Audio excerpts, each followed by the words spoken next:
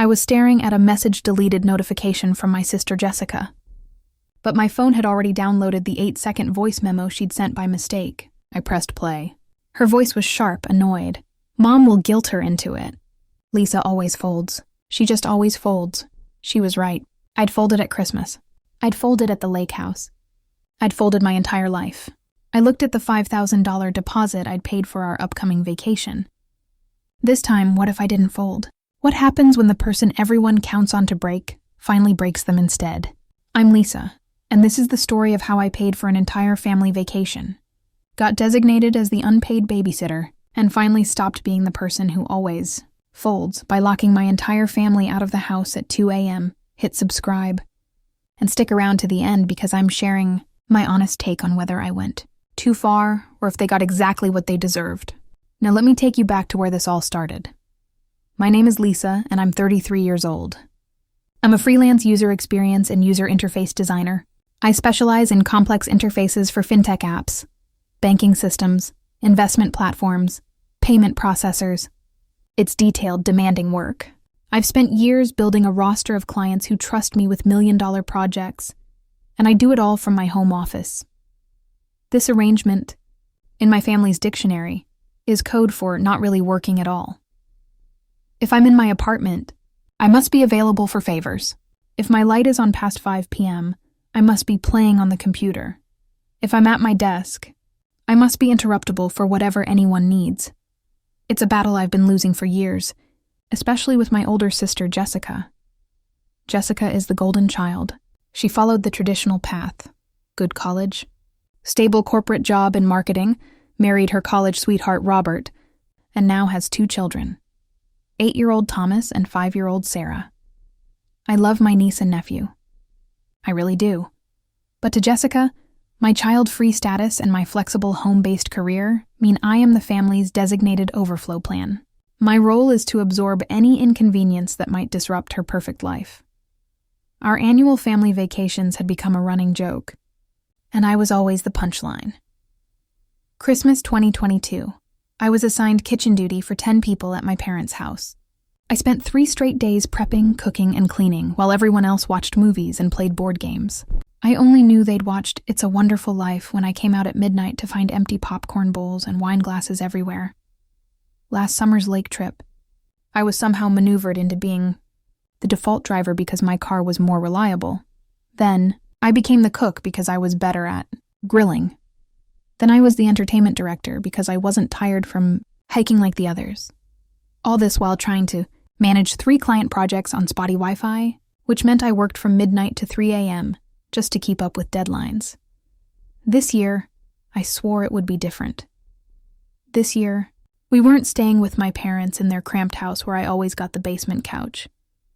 I found the perfect solution, a sprawling, beautiful Airbnb villa in a quiet coastal town just 3 hours away. It had a heated pool, a massive gourmet kitchen, and 5 bedrooms. Everyone would get their own space. This is it, I announced in the family group chat in early February, sending the link. It's called the Osprey's Nest. Everyone gets their own room. We all split the cost equally. We all contribute to meals and chores. No single person gets stuck with all the work. I put down the massive $5,000 deposit on my own credit card. It was a gesture of goodwill, a way to secure the prime spring dates before they were gone. I even created a shared Google spreadsheet. I know I'm a project manager at heart. I can't help it. I made columns for meals, chores, and shared expenses. I pre-populated the first row with my name for Monday dinner and kitchen cleanup. I was naive. I actually believed this time, with clear organization and upfront planning, it would finally be fair. I should have known better. The trip was scheduled for the first week of April. As March rolled on, the group chat started pinging with increasing frequency. The spreadsheet remained completely untouched, except for my one entry. It began slowly. Innocently, Jessica's first text. Lisa, since you're driving up early anyway, can you grab all the groceries? I'll send you a list. It's just easier than us packing a cooler. The kids take up so much room in our car. Before I could reply, my mother Linda jumped in. That's a great idea. Your car has more trunk space anyway, Lisa. Just put everything on the shared bill and we'll settle up later. I looked at the list Jessica sent. It wasn't snacks for the road.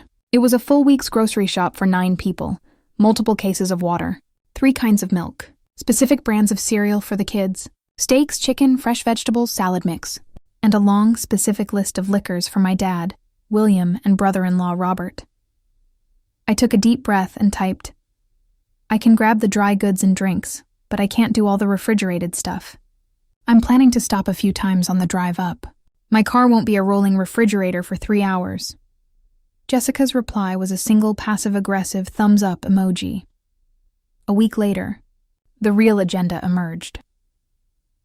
Jessica posted a link to a local winery.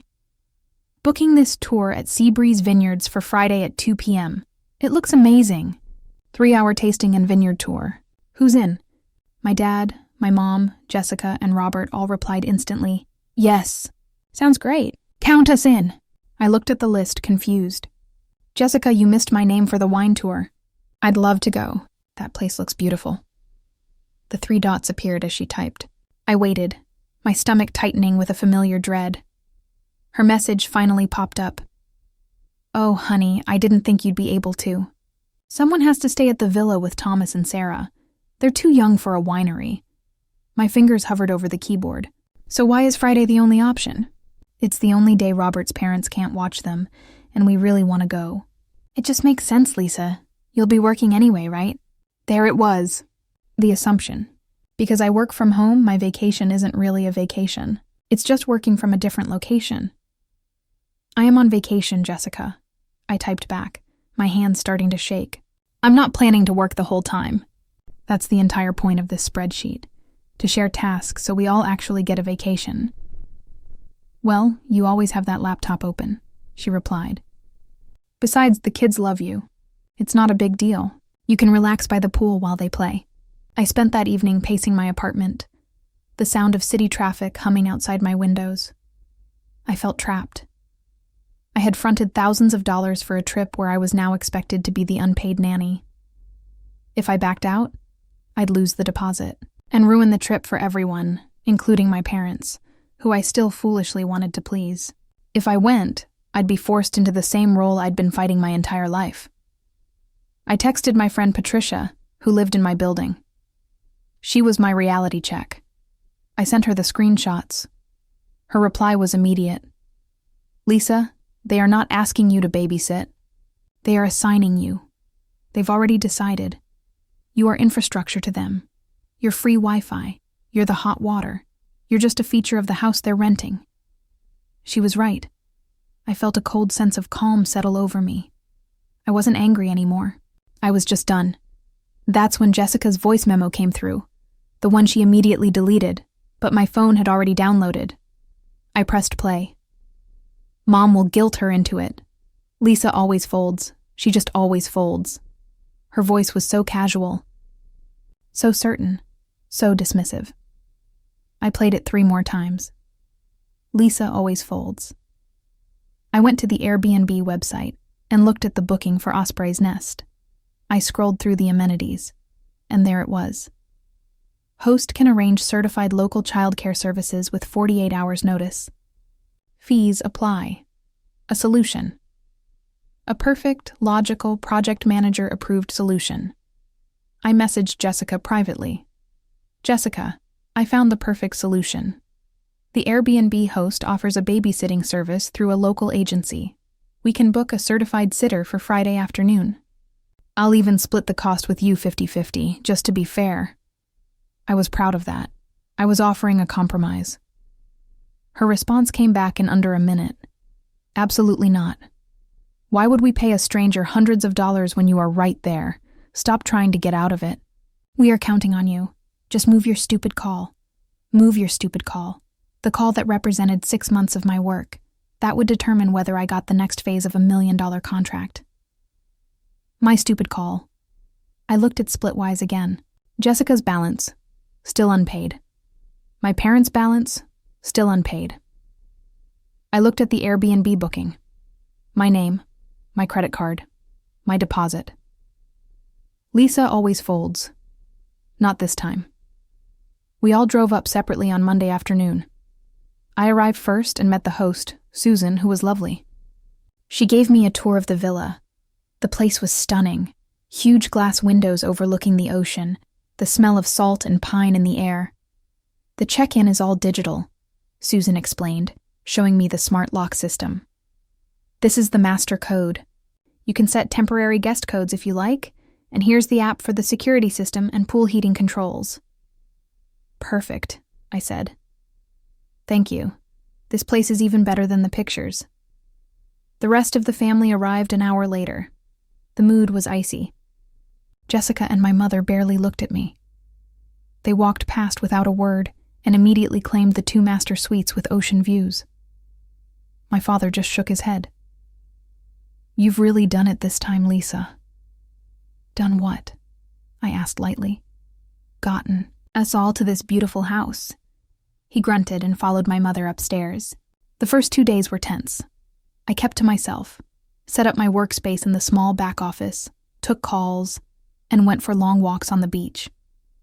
The rest of them, Mom, Dad, Jessica, and Robert, went out for lunch without inviting me. I didn't care. I was getting my work done in peace. I could hear them whispering in the kitchen. She's just sitting in there on her computer. She hasn't offered to help with the kids once. Of course, they didn't see me get up at 6 a.m. to wipe down the kitchen. They'd left a mess. From Mom at 8:15 a.m. Lisa, open the door. Stop this childish behavior. You're scaring the children. From Dad at 8:45 a.m. I'm warning you, Lisa. You have 1 minute to let us in before I call the host. From Jessica at 9:02 a.m. The code doesn't work. You locked us out. Are you insane?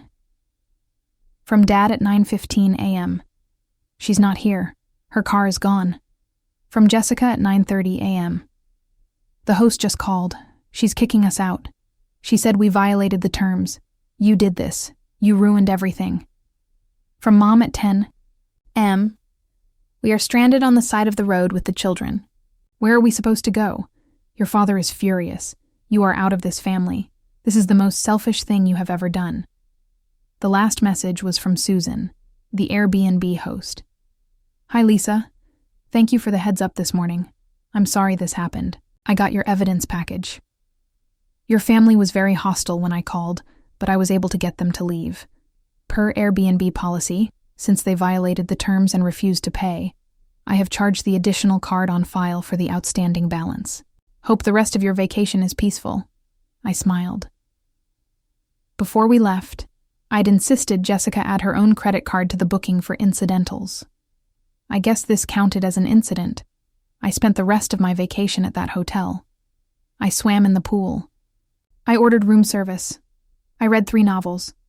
I slept without interruption. When I drove home, my apartment felt different, lighter. For the first time, completely mine. It's been 3 months. I haven't spoken to Jessica or my parents. They tried, of course. After a week of angry voicemails, the tone shifted to guilt. My mother left tearful messages about breaking the family and, how could you do this to your niece and nephew? My father sent a 1-line text. You really hurt your mother. I didn't reply. The bittersweet part? I miss Thomas and Sarah. None of this was their fault. But I've been mourning a relationship with my sister that I realized never actually existed. I wasn't her sister. I was her safety net. I was the person she could count on to fold. What I've learned, no is a complete sentence. People who benefit from your lack of boundaries will always call you selfish when you finally build one. Your time is your most valuable asset. Protect it. And sometimes, the only way to make people understand your value is to remove it completely.